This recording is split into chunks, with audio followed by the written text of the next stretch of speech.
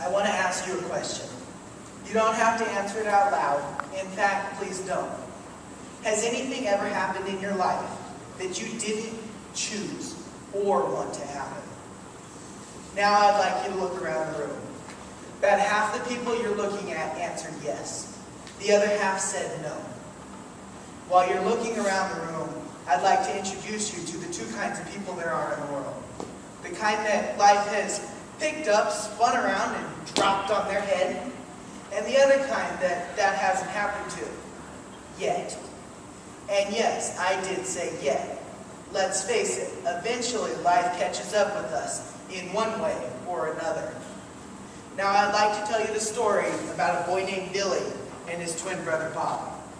Bob was born with a rare condition. And when I say rare, I mean rare. Bob was born without any bones or muscles. He was born a 3-pound ball of skin and organs.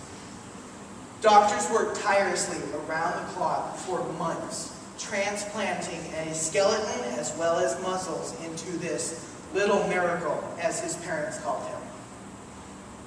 After his first birthday, Bob was finally released to go home for the first time. But it took another 3 years for his body to fully function correctly. At the age of 4, Bob was now able to do anything that most kids his age could. Now Billy was born as a healthy 5-pound twin and grew up just like any other kid, running, playing, laughing, and of course, causing problems. Has anything like that happened to you? Life takes you down a road that is just a little unpleasant. Kind of like Bob. Well, it seems that everybody else is living a perfectly normal life, like Billy. Say your parents got a divorce. Now you have to learn how to live between 2 different houses and possibly live 2 completely separate lives. Or if your teacher seems to hate you and will never give you a good grade. Now, the boys grew up doing all sorts of stuff.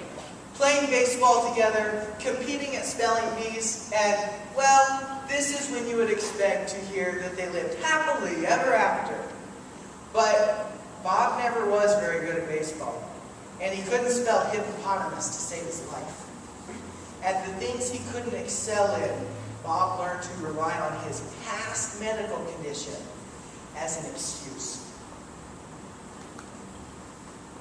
At the age of 12, the boys were given a chance to go to China on a field trip. "Oh boy, I can't wait, I'm already learning some Chinese," was Billy's reaction. And all Bob could think was, what's the point, I'll never figure that out either. Possibly the skull that the doctors gave him was just a little too small for his brain to learn more than one language. Or so he thought. What about you? Have you ever come just short of a goal, and instead of working just that much harder, you say it's hopeless? Say your parents did get a divorce. That doesn't mean that you will never find true love. Or if your teacher does seem to hate you. If you study, and study some more, to prove beyond a doubt that you deserve that grade, it will mean that much more to you when you receive it. So the boys are headed to China. Let's see, what will they need? Passport, luggage, and oh yeah, immunizations. Ugh. But off to China. Billy was able to speak a whole 10 words, and Bob loved looking at the natural beauty. So China was a lot of fun. But back to the good old US. When they got home, Billy started feeling kind of funny. His legs weren't working correctly, and so his parents took him to the doctor. By the time they figured out what was wrong, Billy was paralyzed from the waist down. After treatment, the doctors told Billy and his parents that he was 100% back to normal. So, of course, back to everyday life. But Billy wasn't back to normal. In baseball, Billy was a catcher, but he couldn't crouch anymore. His legs just couldn't handle it. So Billy learned that normal is a little different than normal. and he had to learn a new way to do everything. Here, Billy has two options. He can go on with his life and learn some new things. Maybe even figure out a new way to do some of the things he loves, like baseball. Or he can do like Bob and go and always blame what happened for where he is today. Billy chose to take the weakest part of his life, his medical condition, and use it to encourage others by showing them how to do exactly the same thing. In the process, Billy helped himself also. Why did I tell you this story? What can we learn from it? Well, once our life takes a turn for what, in our opinion, might be the worst, we have two options.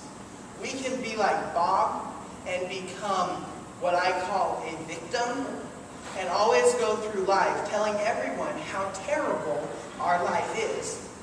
Or we can do like Billy and be what I call a survivor, where we realize that life goes on with or without us.